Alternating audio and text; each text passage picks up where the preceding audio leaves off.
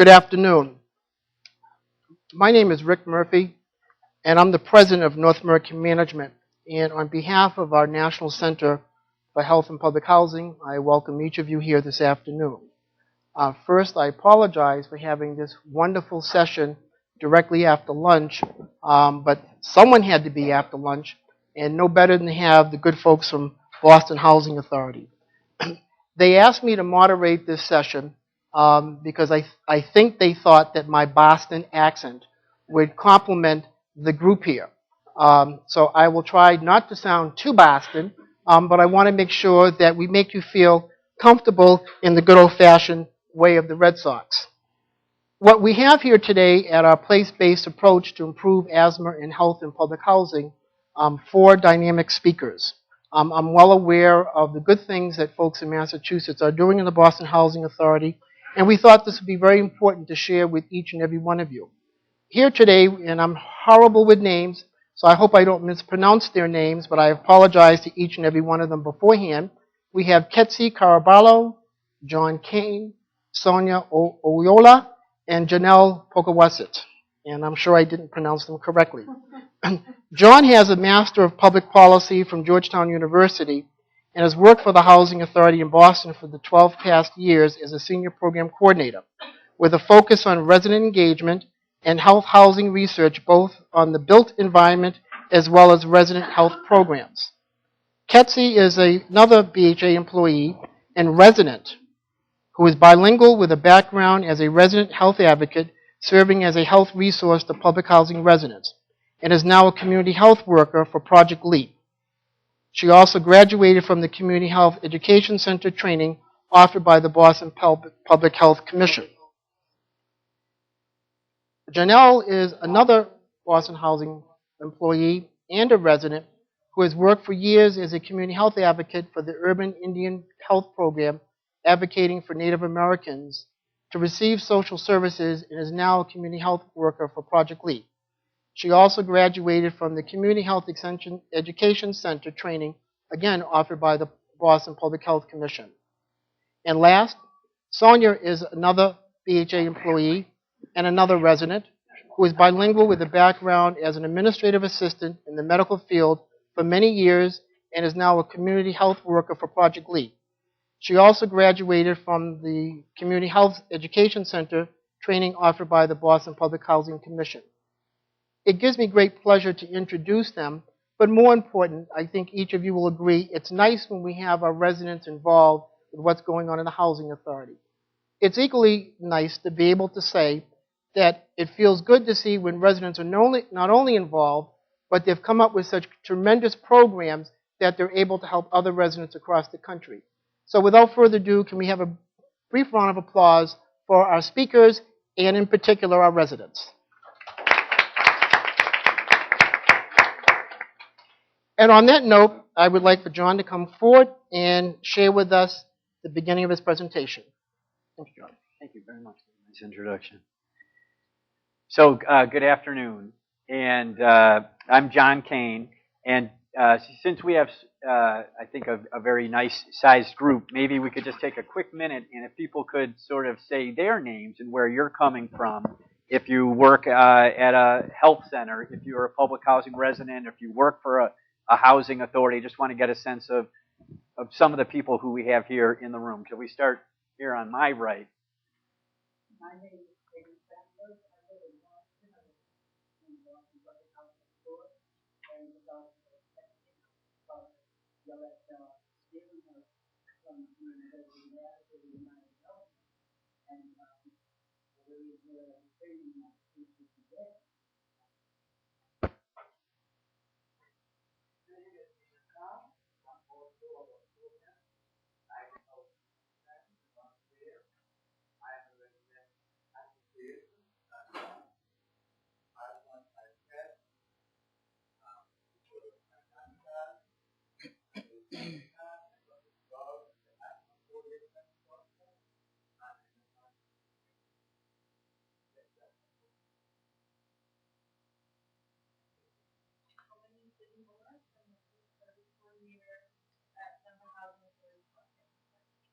Great, thank you.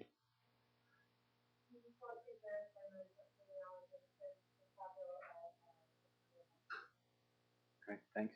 My name is Gordon Richmond. I'm involved in my sector program.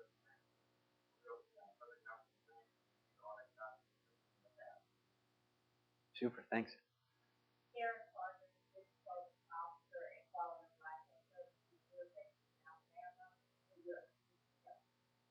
Super, thank you. In the back.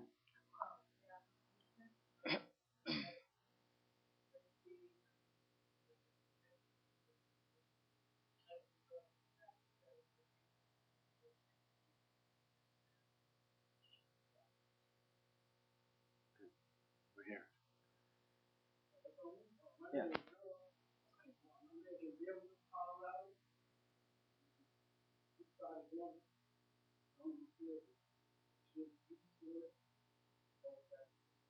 Thank you for coming.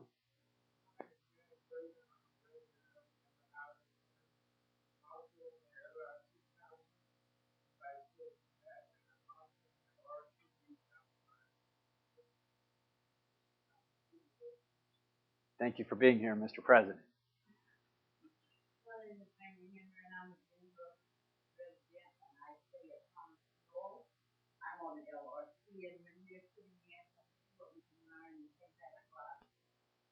Welcome.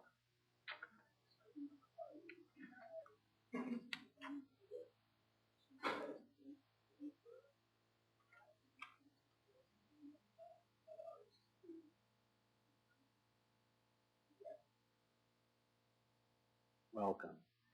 So for folks who are just coming in, everybody's just kind of introducing themselves and saying maybe one quick thing where they are from. If you would, the woman who just joined us, if you would like to say your name and where you are from.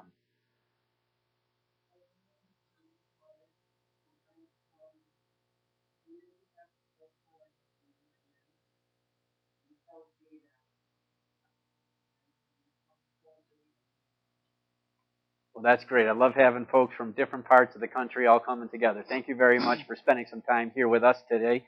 So again, I'm John Kane. I'm with the Boston Housing Authority, and what I'm really interested in is this link between health and housing, because where you live really has a big impact on your health. I'm going to sort of give a little background around some public housing and some asthma and serving a vulnerable population. Ketsy will talk with us a little bit more about community health worker training. And Sonia will speak about some of the home intervention, some of the visits that we do when we're visiting people's homes.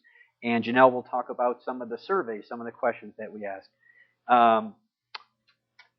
So without further ado, so why are we talking about these folks? So there's more than 3 million people who live in public housing, and around 40% of them are children. But in addition to those children, we know that a very significant percentage of the folks who live in public housing are seniors and are people with disabilities.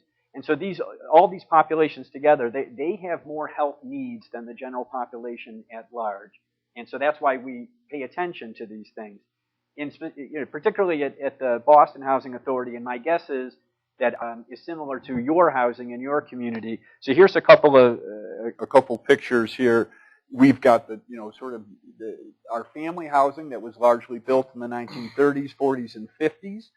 Sort of the 3-story walk-up, the brick housing. And then we have more recently some of these mixed finance that are sort of more of these townhouse type of style.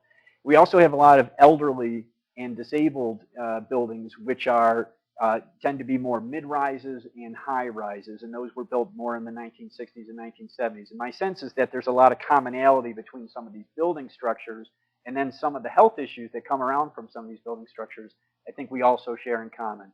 And I'm happy to take questions. I think the more questions and sort of interactive we are as we go is just fine with me. So, sir.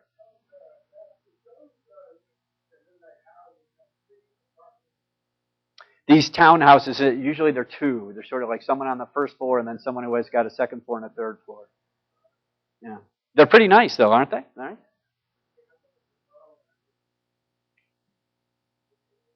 Yeah. So, so roughly 9% of the city of Boston live in housing that is administered by the Boston Housing Authority. So sort of how the city of Boston goes, a pretty significant chunk of them are BHA residents.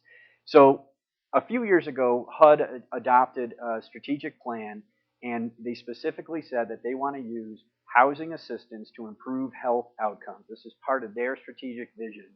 The Boston Housing Authority, we took that, what HUD had put out there, and so that, your housing authority should also be thinking about how they can use that housing to help improve health outcomes for their residents. The BHA took HUD's strategic plan and we adopted it in our own strategic plan, 2010 to 2014, about strengthening and expanding health and wellness initiatives. So we think that there are things that we can do that are going to help to influence people's health. One of the collaborations that the Boston Housing Authority has is with the group. It's funded by the CDC, and they've been around for more than 10 years. And it's called the Partners in Health and Housing Prevention Research Center.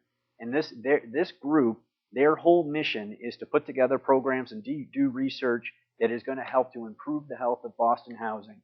And I would argue that the things that we learned that are improving the health in Boston public housing are translatable to affect the broader public housing community. Things that we are doing in Boston, we hope can be adopted and implemented in other public housing around the country. So that's their mission. And there's this one thing that the Partners in Health and Housing Prevention Research Center, they do many things, but there's one thing that in particular I wanted to talk about, which is that they help to gather health information about our residents. Now, especially for folks in the room who are public housing authority residents, your housing authority does not typically ask residents questions about their health. We ask lots of questions about people's income and income sources. We ask lots of questions about your family composition, but we don't ask about your health or your health needs. That's sort of that's the standard status quo. But so there's this thing that happens all around the country every other year, and it's called the Behavior Risk Factor Surveillance System, BRFSS. And so they're asking a ton of questions about people's health and about their behaviors. How much physical exercise are you getting? Do you eat your fruits and vegetables? Do you smoke? Do you have a gun in your home? All types of questions. And so more than 10 years ago, they added one question to it. Are you a public housing resident or live in subsidized housing such as Section 8? And now, all of a sudden, we have this ability to capture all of this health information about our public housing and our subsidized housing residents in comparison with all the rest of the folks who live in the housing authority. And this is a take home. Every one of you, and you live in a city that's administering something very like this, you can ask them, can you adopt this one question? I heard about someone in Boston, they adopted this one question, and now they're capturing all this rich information about health without violating people's privacy and whatnot. So this question was added in the end of the 2001 and then fully implemented in the 2003. Is there a question? Yes.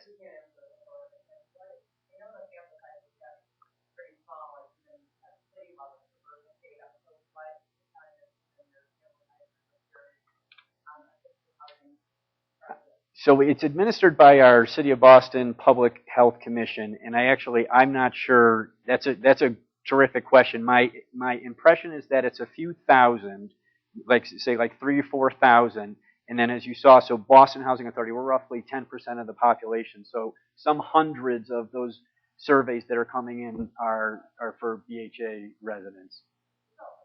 So it's still pretty good, but yeah, and that's it. Actually, what sort of is most worthwhile is doing it over time, so that you're sort of able to capture some of these trends. And there is some variation, and I'll talk about that in a minute. Yes. Well, that's the beauty of it. We don't. It's administered by our Boston Public Health Commission. And in which state are you from? You're from Colorado. So many times it's the State Department of Public Health that administers this survey, but it is a national survey. Through the telephone. So they call on the telephone and ask people questions. People will answer questions, and that's how they capture this information.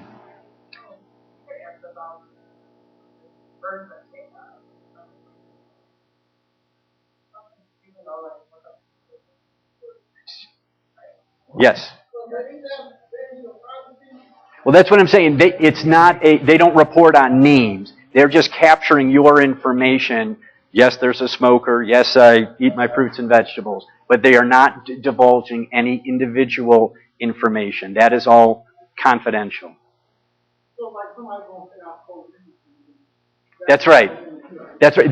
They ask those types of questions, and so that information. Again, this is why it's important that it's not personal information. That's all private, confidential. The only information that gets extracted or shared, if you will, is.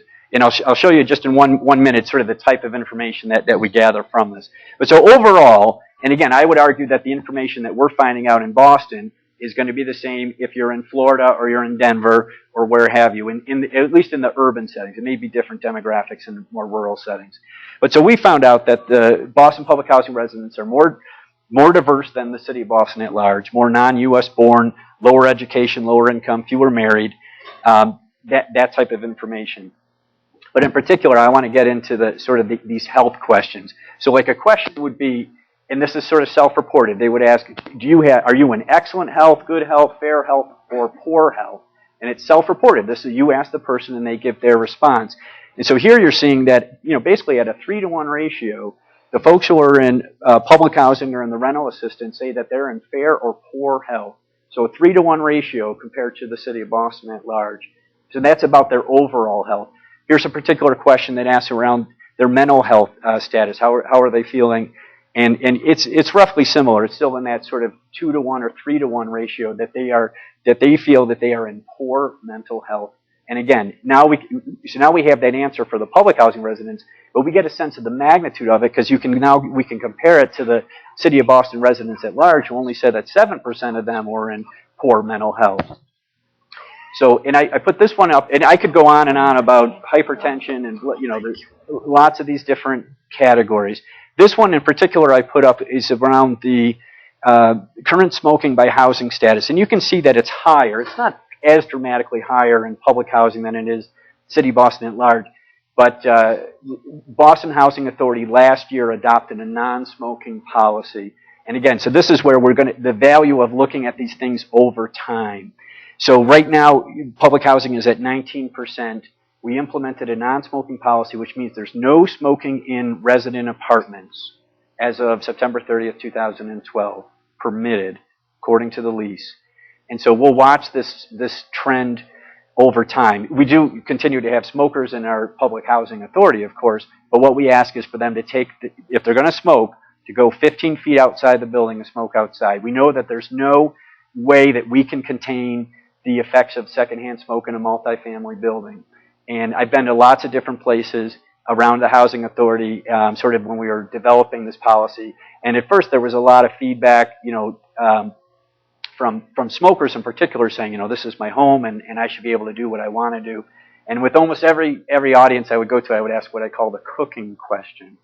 And they would say, I say, can you smell what your neighbor is cooking? Can you, smell what's cooking? Yeah, of course I can. Well, if you can smell what your neighbor is cooking, then you can't tell me that your smoke is staying just in your apartment because you think that you're careful or you try to blow it out the window.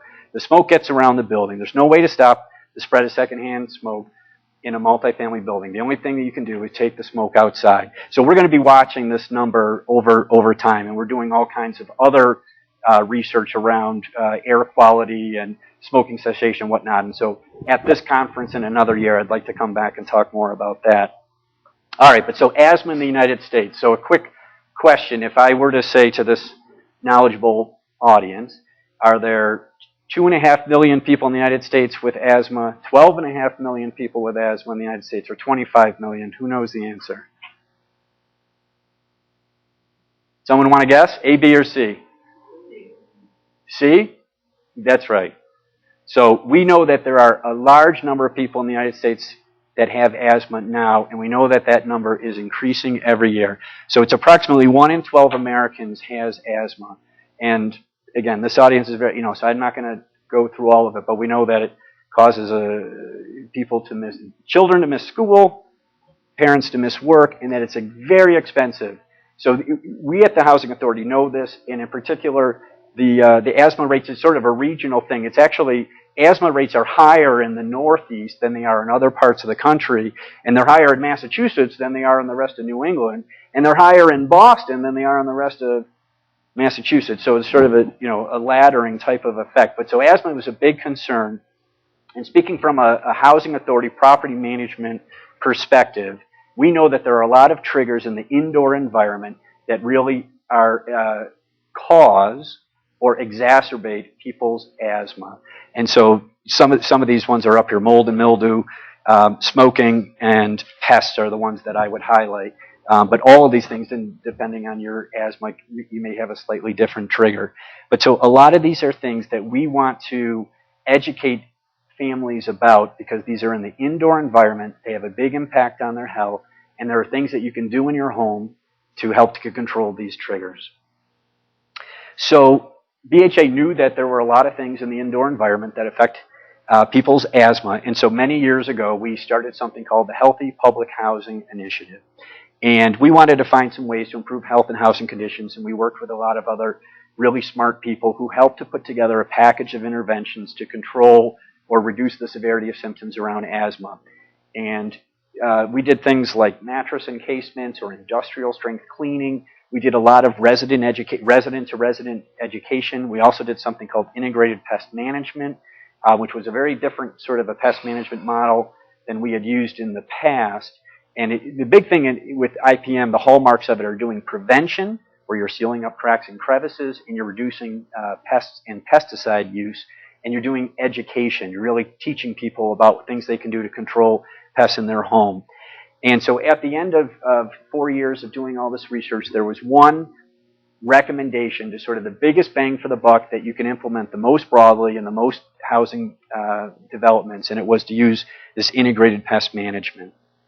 And I do want to mention, too, that one of the findings was that in every apartment there were traces of pesticide residue. So not only are the pests a problem in public housing, but actually this pesticide is lingering in the indoor environment. The average amount of number of pesticide residue that were found in the average public housing apartment in Boston was 6. So there were some that had fewer, but there were some that had more. The average was 6 different kinds of pesticide residue. Some of them had been banned for years. They weren't even sold anymore. But these residues sort of live on. So it's very important to think about, what you're doing to try to take care of one problem, but you could be causing another problem. You're trying to take care of this pest issue, but then you're leaving these pesticide residues in an indoor environment.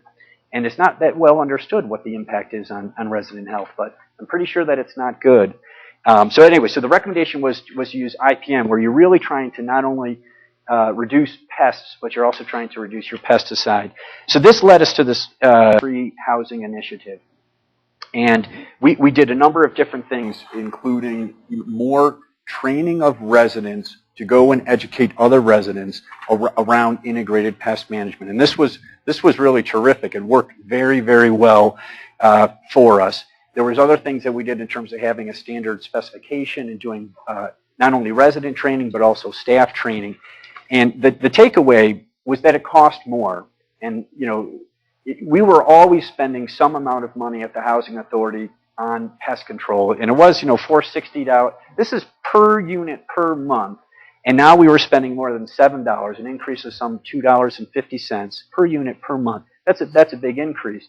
But the thing was, we were really starting to get some of these tangible benefits.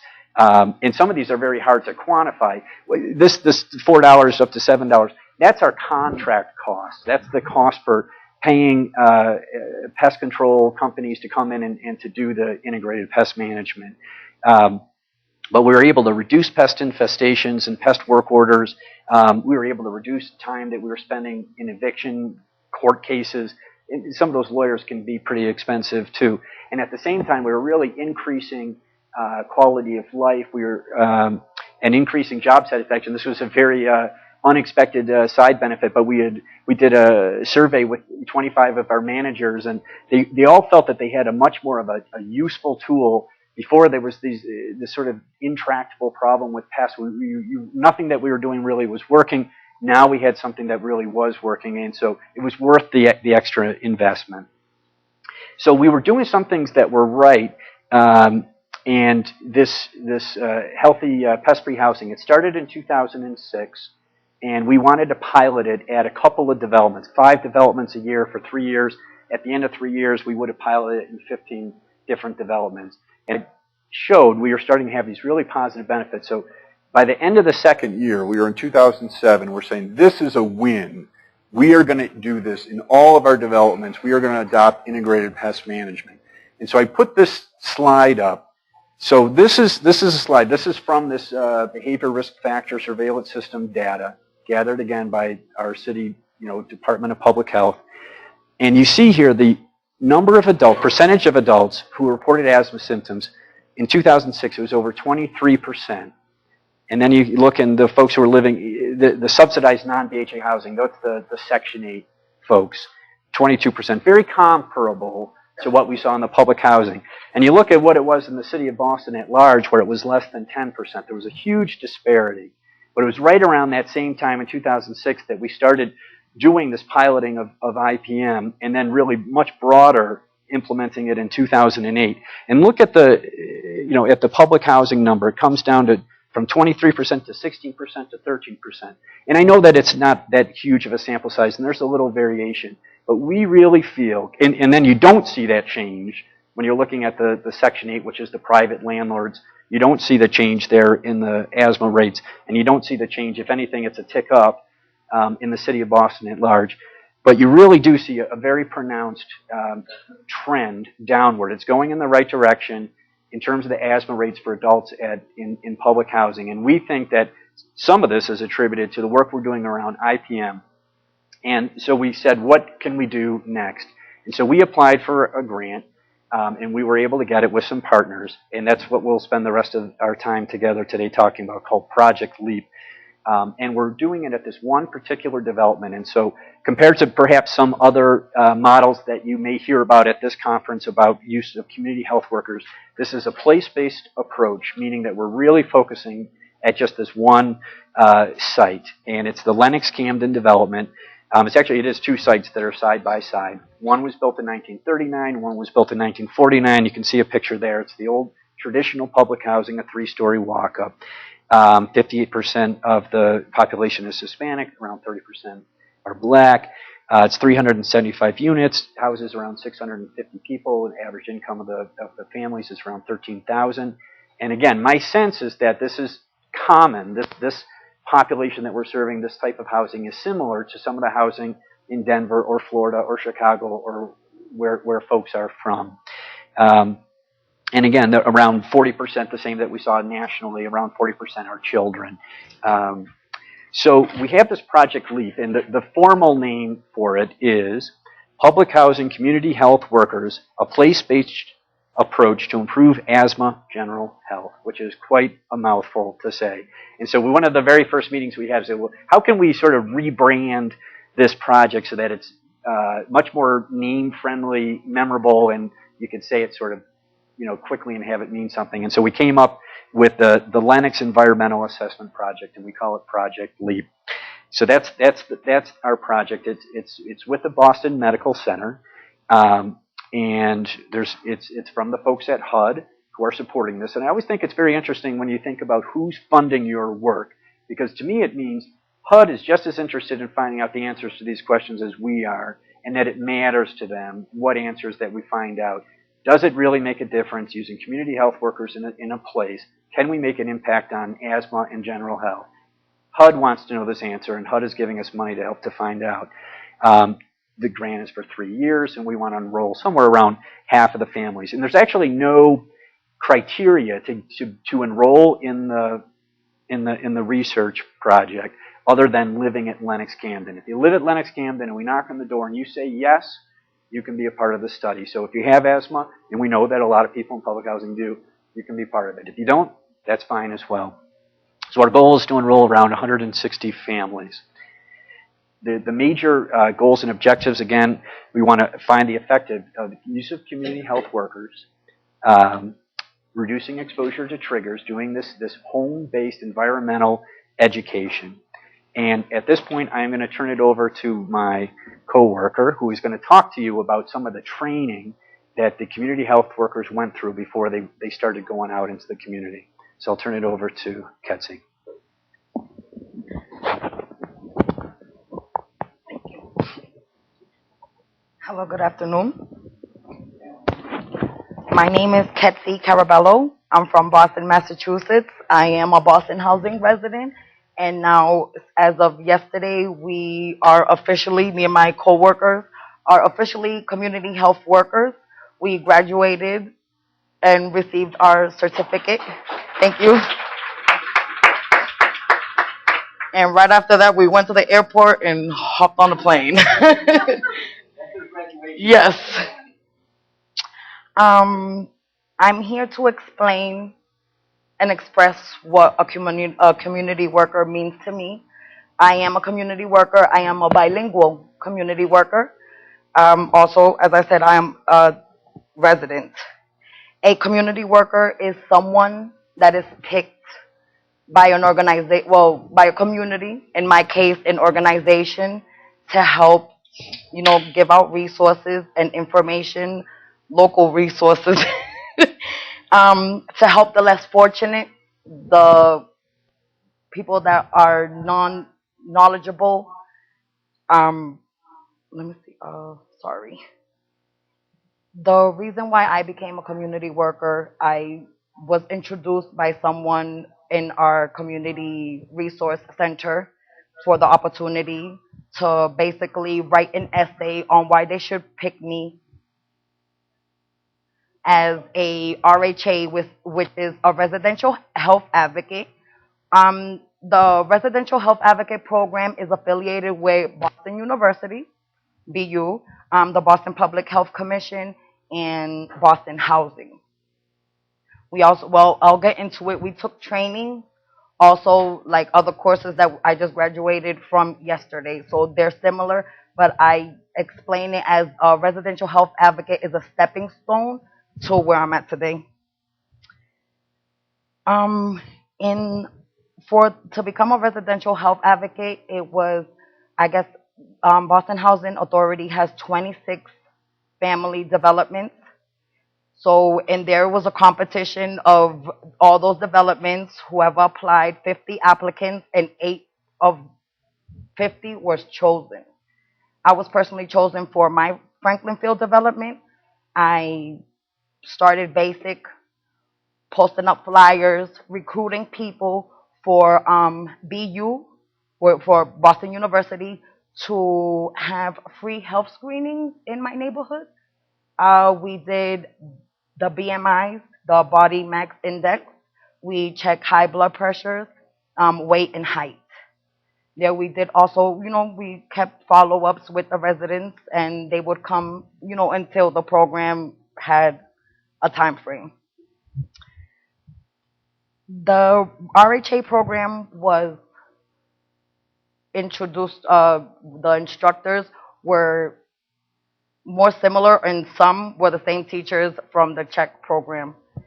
And I don't know, for an RHA, we did the internship in Franklin Field in my development in the community center. There I helped with a Unity Day. Unity Day is a gathering where all the Boston Housing employees, like the maintenance officers, the people, and the residents, they gather together, have a day. We have barbecue, music, just have festivities, and we all enjoy that day. I also, for that moment, I tried to organize, and I had organized for people or different organizations to come. So I asked the WIC, which is the Women's and Infant people, to recruit for babies under 5 years old. I had local health clinics, which in my area is, I called Whittier, which is from Roxbury, Massachusetts, Mattapan, and Codman Square, which is, a little bit in our surroundings. I had them come to our development. The Boys and Girl Scouts, I had them trying to recruit children, trying to bring the parents out to be together with, in Unity Day with other residents, their neighbors.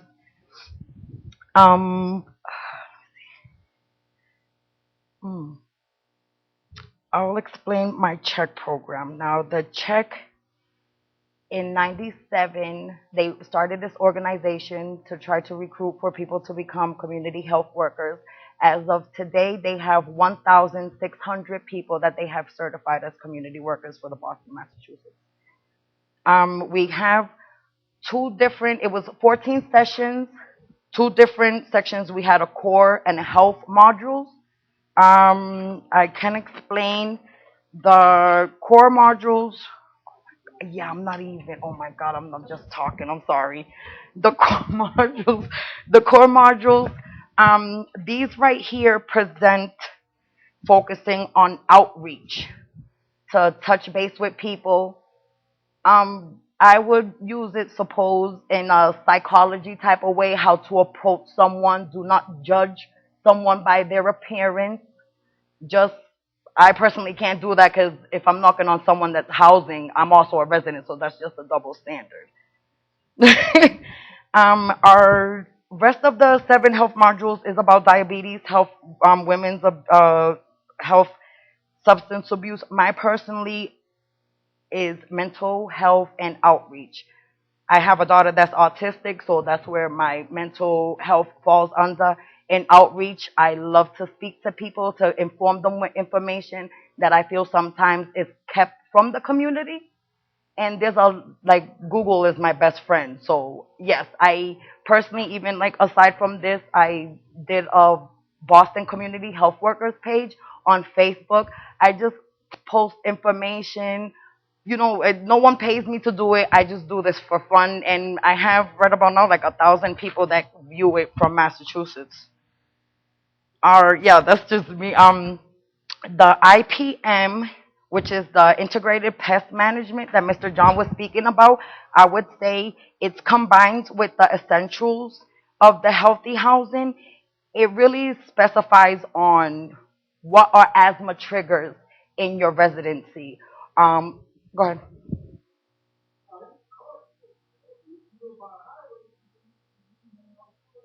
Yeah. So suppose like in for the IPM and essentials, it basically explains for what mice can do to someone that has asthma, cockroaches, bed bugs, etc.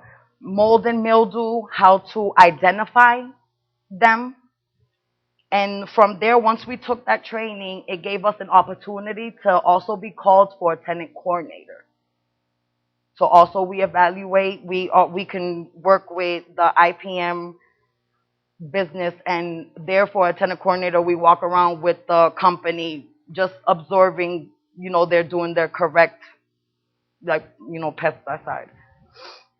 The Institute Review Board, which is the IRB, there you go through a training. You basically, it's like you practice the HIPAA and the OSHA laws, but mostly is private client confidentiality. Keep everything. So, and even at the moment, we don't speak by name, we speak by numbers. Every client that we have is with an identified number. With the Boston Public Health Commission, well, we did shadowing. I personally shadowed someone from the Boston Public Health Commission. They allowed me to go into a visit with them to another resident that allowed me to enter their house and just sit, and observe and, bring what I've learned to when I go to a home visit. We also did trainings in Rhode Island, and I would say that's similar with the Learn and Teach about asthma that I personally did last month. There, they explain more of the asthma medication, the doses, and, more stuff of that nature of when it comes to the medication. So now, besides we evaluate someone's, residency and apartment, when we question them about their asthma, we, sometimes write their information on the dosage, how many times a day, do they have an asthma plan, what triggers them. Those are just certain things that my coworkers will explain. This is my resident. Her name is Reina Sanchez. She stated that the Project Leap was a very good program. We helped her out, and we still are. Aside from her just completing, she was one of our first clients in February, and mid-March she completed our 6-week program. And even though we have finished with her, we still touch base with her. We ask her if even the work orders that we placed in for her are completed. So that's why she stated, they're still helping me and she's satisfied. So from here on, I will be introducing my next coworker, Miss Sonia. Oh, go ahead. Oh, sorry.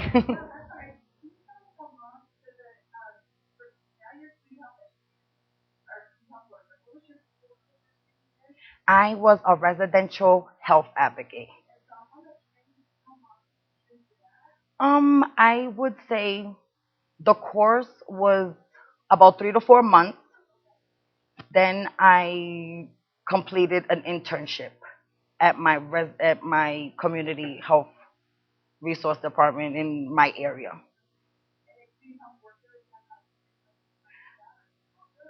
I would say that it's yeah, almost the same amount of time, just without the internship because we go directly to hands-on training.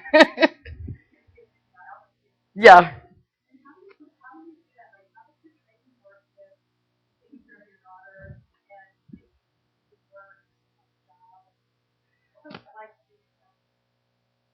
Me personally, when I was in the RHA program, I got to meet Miss Gloria Fox, which is one of our state representatives. Um, they had asked us to write, something to her ahead of time that we meet her. So my thing was on, I went to the Boston Public headquarters and asking them if they had a program for autistic children to take pictures, just in case, God forbid, something happens, my child was lost. There was no, they didn't have nothing in Massachusetts for autistic or disabled children, but for regular kids, they did. I felt that wasn't fair. So I went to the headquarters. They said that didn't exist. I took it upon myself to throw that to Miss Gloria Fox. I spoke to other people, but I lost base with that. A year later, now they have programs. North Star, they come to the Boston Public Health Commission, to the schools, and they take photos of children with autism. So I feel maybe I did a little bit, but not so much because I networked with someone. And that's how I touch base. I resource, I network. I like to talk to people, meet people. Yeah. Go ahead. Okay.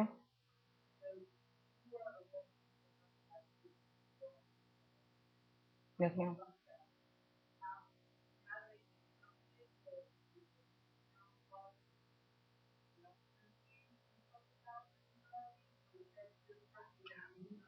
No, honestly, everyone receives the same notices I receive with my rep receipt. That is a flyer that was in an envelope. I just have, someone just happened to think I was worth, writing an essay on why they should pick me. But no, it's not, knowing other organizations. It's just a basic program, I used it as a stepping stone to where I'm at today. Yeah, but just it is there may be other housing authorities that have resident health advocates, but it is by no means some sort of a standard of housing authority. It's a fairly unique program. The program I had mentioned about the Partners in Health and Housing Prevention Research Center, they're the ones who this is actually the first sort of the heart of the program, putting together this resident health advocate program. So that it's a I won't say unique, but it is not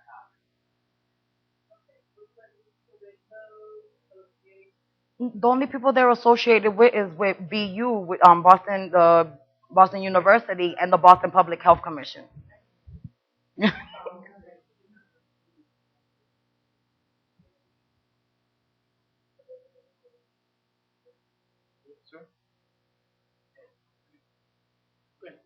This CHW model, staying in and doing all that in these places, I get what you're saying. In terms of these incredibly effective things that we've done in Mexico, that had such a huge problem. Have you shared that with anyone already?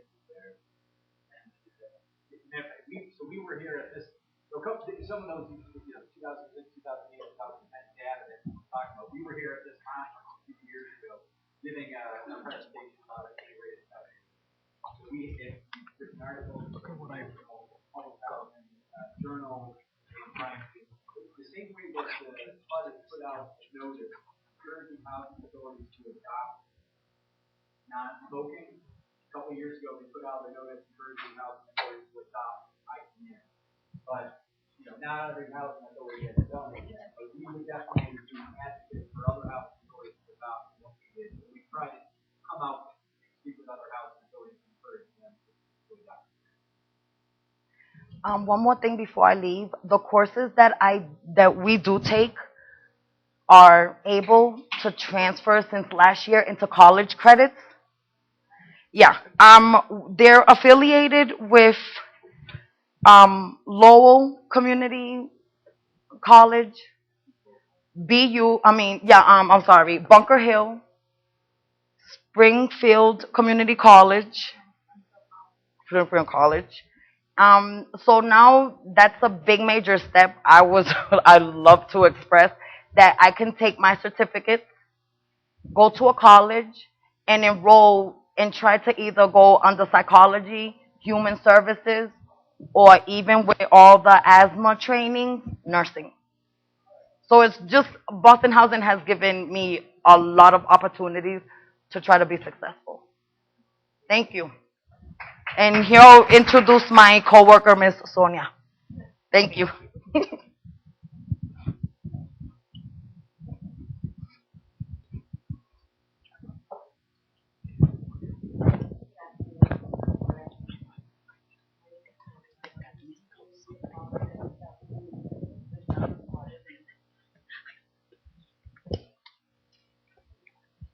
For the initial first visit, we actually go out and do outreach. That's how we do the enrollment. Before the first actual visit, we were doing a phone call to actually let them know that we're still coming out and that we're still available for the visit. Because the first visit,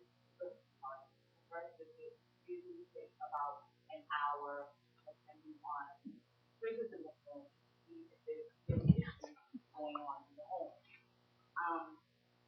What we do first is we'll go over a consent form to let them know that everything that we're doing is strictly confidential, to let them know that whenever they want to pull out of the study, they're more than welcome to do it. It's not mandatory.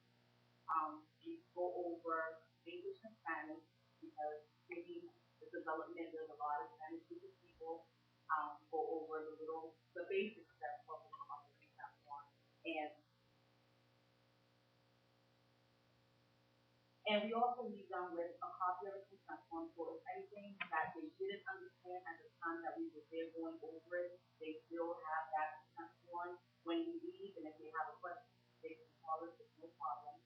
We go over the environmental assessment, which is a walkthrough of their home to make sure that they don't have asthma triggers, and if they do have asthma triggers, what can we do as community health workers to help better the situation of the home?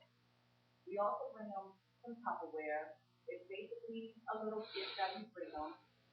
For each visit, we bring them a gift. So it basically helps them understand the storage of food and things like that so that they can also have an understanding that if they use the Tupperware, they'll have that stuff in their home. So it's basically a little education. We also bring them food scraps and growth monitors because a lot of the residents have roaches and they don't understand the extent of it until they actually put a monitor and see how much roaches is actually in their home. They say it travels, but at the end of the day, they're mostly in the bathroom or the kitchen. But they don't know that until they feel that going inside them. We usually bring them home a healthy home book and basically let them know once we leave, what are the triggers? So that if they say we don't have no triggers in our home, when we leave, they can read that book and they can also do the observation of their home, of the triggers, and what's right and what's wrong. We also leave them a Spanish or English book depending on the language. We do work orders for them. There's a big language barrier with the work order system, so we try to help them make that work order because sometimes they can't get through because they don't speak English English, so nobody could be there to help them. So as we're there for the visit, we'll do a work order for them if necessary. We do another visit, which is the second visit. I'm sorry, let me go back. There's 3 visits in total. After the 3 visits, we do a 6-month follow-up, depending on the situation of the resident. If there's outstanding work orders, we'll stay in the resident's life until the work order is done. We'll come back to them in 6 months, see if everything's okay. And if everything's okay, then we'll revisit them a year later. We also do, on the second visit, we do the education service and service all over again, the environmental assessment. Now the difference is from the first visit to the second visit is 2 weeks. So whatever work orders were done from the beginning, we'll try to see what's going on with the second visit to see if it's done. We bring them cleaning supplies and give them a little recipe on how to do the free cleaning. The cleaning supplies is a nice cleaning kit with baking soda, vinegar, sponges, Ziploc bags. Some people can't get to the store to buy it, so we're helping them try to live better, so we're providing. We bring them a trash can with the lid because a lot of roaches is because the trash goes in, roaches is coming out, they're eating it, so they don't even know where they're really coming from. They don't realize it's trash. And we also provide them more roach monitors because from the last time to this time, they probably accumulated so much, now they need more. For the third visit, which is 4 weeks from the second visit, we also bring them, we do the environmental assessment again to make sure if there were any changes from the first and second. We're calculating all that data as it's going on to see if there's changes for the best or there's changes for the worst to make sure that we're doing what we have to do to make sure that it's okay. Depending on if you have a real bad asthmatic or just a regular person, we bring them gifts, like I said at the beginning. So if the person has chronic asthma and they have a bunch of carpet and grapes, we bring them a HEPA bag so that they can clean. If not, we'll bring them a Swiss card. And we also bring them a $20 gift card for their time, for allowing us to clean their home. Once again, we'll do another work order, follow up. On the last visit, well, from the last visit, we'll give them 6 months.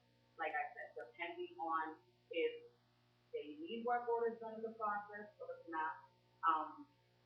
If they're okay and the whole 3 visits is done, then we'll do a contact, which is a phone call. If we can get them on the phone, we're out there on the development, we'll go knock on doors. If you're not okay, what's the problem? How can we help? We're here. So they've been very welcoming with us because not only are we employees of Boston Housing, we're residents.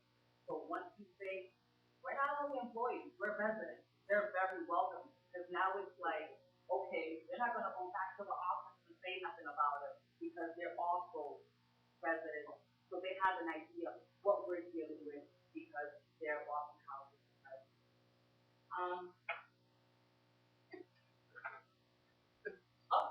And for a little insight on what we do on the questionnaires and the surveys, I'm going to pass it on to Janelle Pocowatchit.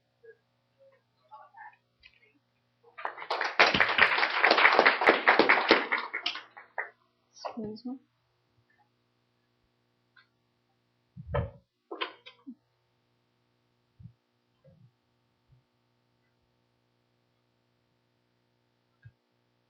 Hello, everybody. Good afternoon.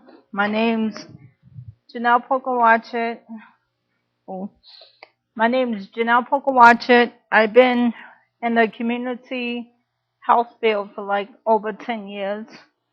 Next year will be 10 years.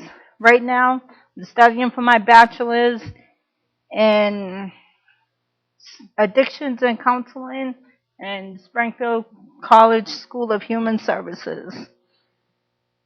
I am going to talk about the Project Lead data, the study data collected on iPads using RedCap. We use iPads while collecting this information. RedCap stands for Research Electronic Data Capture. It's secured, firewalled, web-based application and allows for validated data entry. Project LEAP, it's informed consent. It's voluntary, very confidential. We do not share other residents' information with other residents. And we have signatures that the residents do sign for the consent forms. We leave one copy with the resident, and we take the other copy back to the office with us. Project LEAP surveys include, it's used to assesses the home environment, general health and stress asthma. It's available in Spanish and English. It's made up validated forms and data. Is able to be collaborated with Boston asthma groups. Surveys include asthma control tests, asthma trigger form, asthma medication list, perceived stress scale, well-being scale, and environmental assessments. Project LEAP asthma control test. It's clinically validated test that provides a numerical score to assess asthma control. 19 or less equals asthma uncontrolled. If it's 19 or less, the asthma is uncontrolled. On one of the example questions that we asked the residents is, how much of the time did asthma keep you, your child, from getting as much done at work, school, or home? One of my residents, resident 1, she stated to me, due to asthma, she really can't do nothing. During her second visit, she was in the hospital and could not complete the second visit. She was in the hospital for like a month and a half, then had due to pneumonia with asthma, then had to relocate to a rehab facility. And she just finished up her third visit, and she wishes that she can do the program all over again. Well-being scale. Designed to measure mental and physical health. On the questions, the example questions, during the past 4 weeks, did you have a lot of energy? Resident 2, he stated he had less energy due to his back injury. He had fell during working in construction, so he has less energy that he would like. Perceived stress scale, designed to tap how uncontrolled and unpredictable subject finds their lives. Example questions, how often have you felt that you were unable to control the important things in your life? My resident 3, she said she has a problem with her daughter that she is unable to control right now. Asthma triggers and medication. It's designed to assess asthma triggers and medication usage used by several Boston organizations, including Boston Public Health Commission. It asks about environmental triggers and usage of short-term, long-term, and allergy medications. Environmental assessments. It uses both family reports and community health workers' observation to assess for environmental triggers. Pets, chemicals, smoke and mold, and dust apartment conditions. And this is from my resident number 4. On her door, she has this sign that says, cats are like potato chips, you just can't not have one. This apartment is very cluttered. She's in a 1-bedroom with a 3-year-old with 3 cats, 2 dogs. And that's what her sign says. Cats are like potato chips. You just can't have one. Project LEAP, we have work orders 52. 14 of them are pests. 11 mold and mildew. 5 leak plumbings. 22 other work orders. This is for one of my residents, from resident number 4. She says, I have nothing negative about Project LEAP. It's a very good program. And this picture is actually taken from one of our residents' apartment. It has mold You can see the hole, and it has mildew. And community health workers assistants, 35 are enrolled. Education, environmental triggers. We do work orders. We also do advocacy social services. Free local resources. With my resident 4, after her 3rd visit, she needed help with telephone services. I spent close to 2 hours going through avenues and trying to have local phone services that she can use to get services and to call places on her own instead of going to different offices. So I spent that time on helping her get the services that she needs into her house. We continue to see them after their 3rd visit. We support them. We're 1 phone call away. And with follow-ups, after their 3rd visits, we do 6 months follow-up. With me, after my 2 weeks of the 3rd home visit, I do that follow-up call to see if they, after 2 weeks, to see if they need work orders or they need support services. And for the lessons learned, the work order system, it's a 24-hour work order system. It has its kinks. There's 1 Spanish speaking in the work order department. One of my co-workers was told when calling a work order, she was only able to call four work orders at one time, and it's only up to 4 o'clock. We had a meeting with the manager of the work order department. She told us that we can put many work orders as we like, and we work with one work order specialist to put all the work orders in, and we email him or call him, and he will email us back with the work order number. And I'm going to place it back over to Ketsy for the place-based recruitment.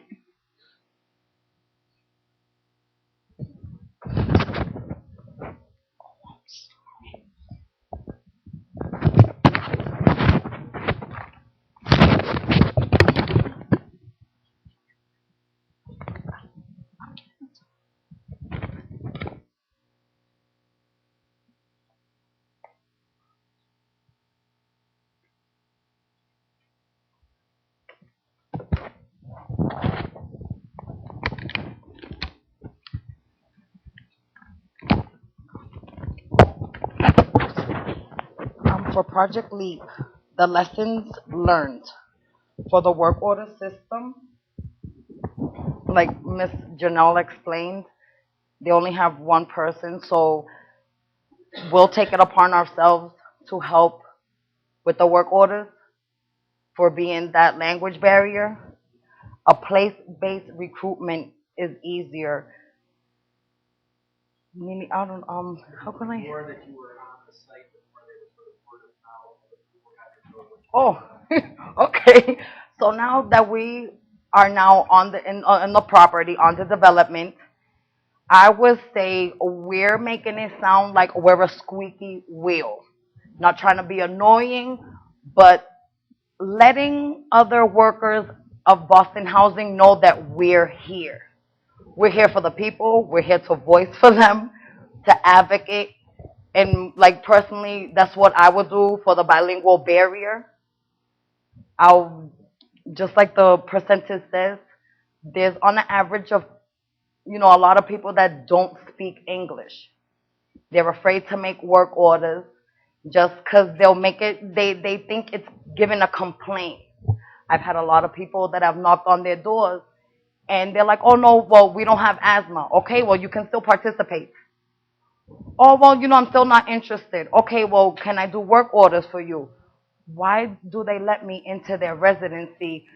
And like Miss Sonia said, when I tell them I'm a tenant and I'm also a worker. Half of our numbers, I'm sorry, have gotten us through the doors just like I should have said this before, I have a punchline as a community worker. I will sit there and go in a gathering of people in a corner, I don't care, and I'll tell them, listen, this is what I'm doing. We're doing screenings, or we're doing the asthma prevention.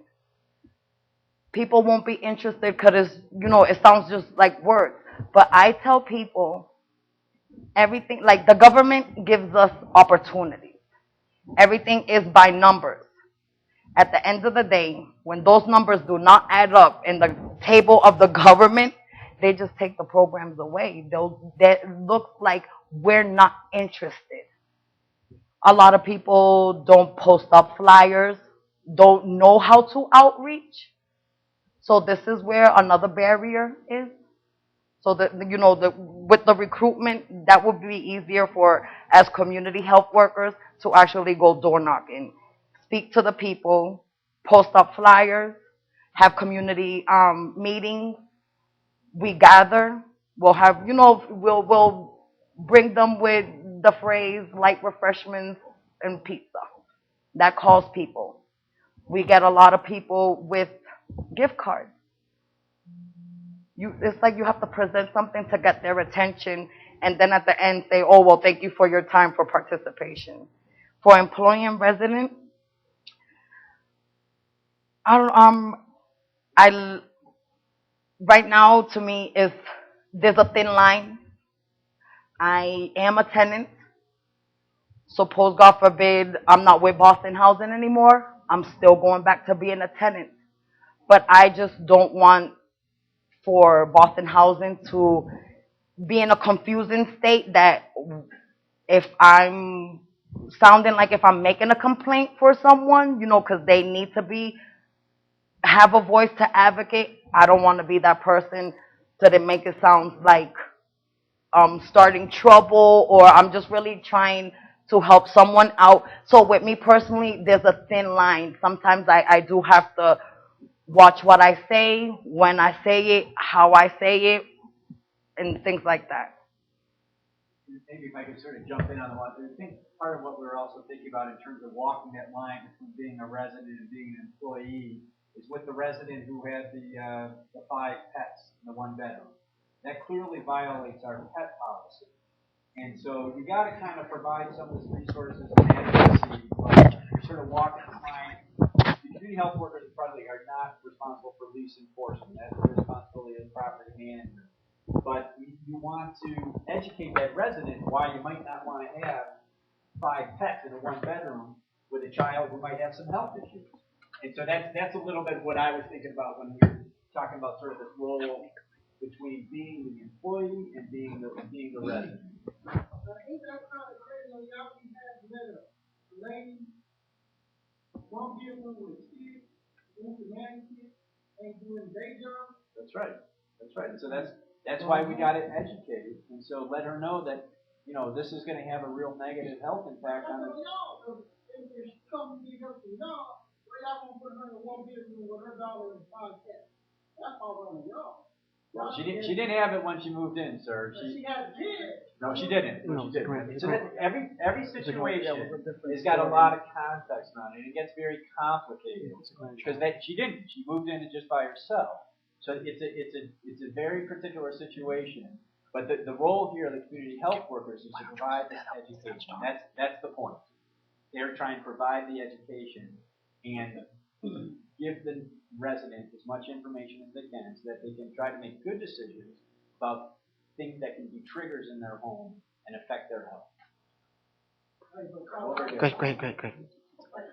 When there's these things in the home that has been left on the part of management because they inspect your house at least once a year. They have that inspection. They have to come through. They should be looking at more than just stove and refrigerator. To see that mold there, they themselves should trigger the work order instead of having to have the residents. Sometimes we have mold and you might think it's a leak or something. And, it has to work a little smoother in walking up and resident. It definitely has to work a lot smoother so that someone don't feel as though they're walking by. They don't feel as though they can. say anything because they don't want to have, any problems with the residents. And sometimes it is some problems with the residents. For the residents, the management is called on the carpet for not paying attention. Okay. We're going to take questions in a second, but I would just like to present, this is the shirt that we walk with in our development. So we are so singled out. You see us from 2 blocks, all the girls with the green shirt. So this is our Project Leap shirt, and we'll wear it for when we're outreach, knocking on people's doors, really self-identification. Thank you. before we before we take questions, and I'm really going to open the floor for, and I know we have 2 questions over here. I want to first go back to when I opened up the session, and I said I wasn't quite sure why they asked me to moderate this session, and I'm glad that they did. Coming from Boston, and I know the city well, I know the developments that they come from. Let me say this. I want you to look at those 3 young ladies. I want you to look at Ketsy, Janelle, and Sonia. One of those young ladies are going to be the next Boston Housing Administrator. They're that good. And I think Boston should be proud to have those 3 women as residents articulating a program for the city, about the city, on behalf of the residents. So those of you who are residents, this gives you an idea of what empowerment is. And those of you who work for the Housing Authority, you can see what other housing authorities are doing. And I think these young ladies and John should really be very proud of the program that they have, because I'm very impressed to hear that this is a model program. Ma'am. I wanted to know if, I know you do outreach and go out in the community and knock on doors. Do you also work closely with housing managers if they have someone that fails their housing inspection? If they would send the community health worker out there and let them know that they, what they can do to kind of mitigate this, their road problem or their pest problem or their building problem or their bathroom or whatever it is. I would say in Lenox Camden, they gave us the opportunity to start approaching in that manner, just by giving us the position. So now, I don't know if, I can't say yes, management has called one of us to handle something that major. I think we start off with, we go to the residents, we do the visits, and then we approach housing and ask them what seems to be the problem. Because now we have someone else that at that moment, maybe that person did not feel that they can speak. So now they'll allow us to enter into their home, and now we're their voice. And I guess I would add, that I think that it's a work in progress. And so we continue to, we have a weekly staff meeting. We invite the housing authority, property manager, for that site to come to our staff meeting. Sometimes she's able to come, and we can have this dynamic where we're talking in that setting, and we can talk about people and names and apartment numbers and whatnot, and that can result in a better, more efficient, outcome for some of these families. And I one example that comes to mind is, we started the program in the field. They started in February. The Housing Authority does their living unit inspections, which I think Ms. Santos was just referencing, April through the end of January, or a 10-month window. We're inspecting all the apartments. So we just happened to hit this window when they hadn't been doing the living unit inspections. Now it's April, it's into May. The Housing Authority property manager is going around again through all of the units and looking again at these conditions.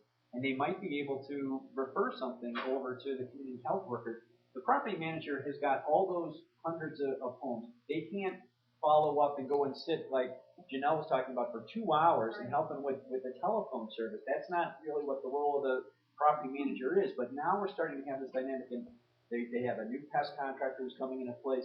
And I want to have the community health workers there at that meeting with the pest contractor, so that everybody is starting to get onto the same page when there are some of these issues in the home that we can work together as a team to address. So it's a work in progress, I guess, is what I would say.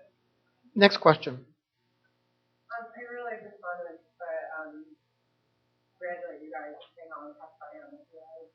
It's so sad that I can bring the community health workers on my project to meet with you guys.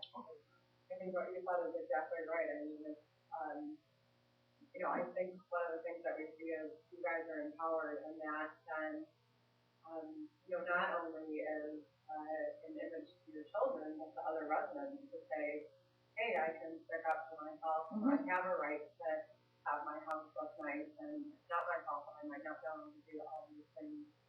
And I just was going to say that, I think it's such a hard battle, and I always try to remember that, right, I don't think property management is trying to be the best person, and I don't think that health inventory is trying to be the best person, even though we want them to be. Believe me, I want it to be like, you're bad and awful. But I do think that it's exactly what this, I forgot your name, was saying, is that there's just so many holes in our systems, and it takes people like you to fill the holes and make those systems smoother for the people on the ground. And I just was so impressed by you guys.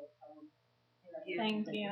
And there are so many holes in the system, and I'm glad you three young ladies are helping to plug some of those holes.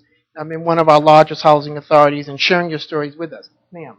I had a question. I know that you were saying that there's confidentiality and HIPAA, but one of the things that I head nursing students, and we go over the social determinants of health, and place is a huge issue that impacts people's health, as you know, especially asthma.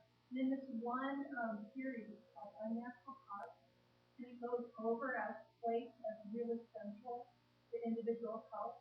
And they were saying that they showed how they were doing mitigation with the mold, different things, and they had a substantial reduction in the number of kids who were admitted to emergency room for asthma. And that paid for the program. Just the reduction in decreased cost medically for asthma.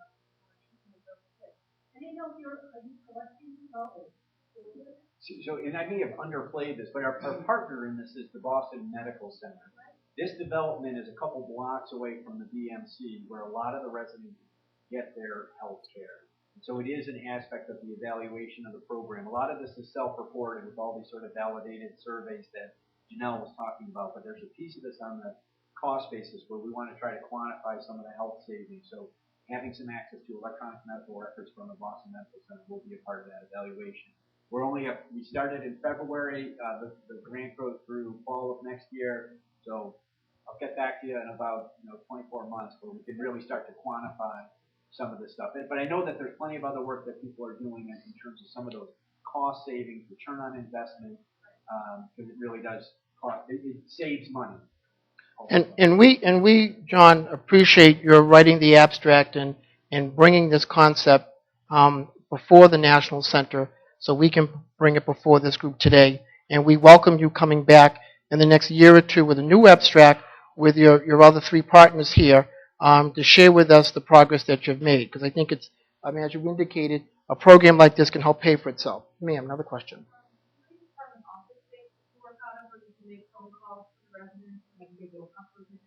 The Lenox Camden Management Office has provided us with an office space. Great. Yes. Where you're out. Go ahead. I was on Monday through Wednesday from 10 to 6. Good. Follow-up question. Yes, ma'am. I can make another comment too about this program in Boston, because there's other housing authorities in Massachusetts, and I'm on a statewide board, and we get complaints from other cities, and they don't have this kind of an opportunity. They don't have these kinds of workers. I'm very proud of all this lady, and I know that Boston is really going to be a model for making, really looking out for residents. In fact, we have a resident engagement group that sits with Ron and some others, really talking about what bothers the residents, and they take some action. It's not just paper, the action can take. So thank you for representing Boston. You're welcome. We only have a couple of minutes left, and what I'd like to do, and John, thank you again, because at the beginning of the session I was remiss. I didn't go around and ask people where they were from and what their role was, but we do have a number of residents here, and in a very short window of time, a second or two, can each of you ladies share one thing that you think can help another resident from another city in their endeavors? what I personally think, civil rights and grassroots, those are my favorite terms. So if you can practice that, that will help you move on to a higher level of approaching or having the courage to speak to someone higher authority. Janelle? Patience. You gotta have patience and you gotta have the heart to do this kind of work. I've been in this work for a long time, and if you don't have the patience, if you don't have the love in this work, then you can't do it. You just can't. Sonia? You have to be open-minded and go in with no type of judgment, and they will appreciate you and invite you for the next and third and fourth visit for dinner. We get. Well, again, I can't underestimate how proud we all are of all of you today. We look forward to you coming back in next year or the year after, sharing with us your findings, your recommendations. I'm sure many of us will be here next year to share in your joy. And on behalf of all of us, a nice round of applause for our speakers. Thank you.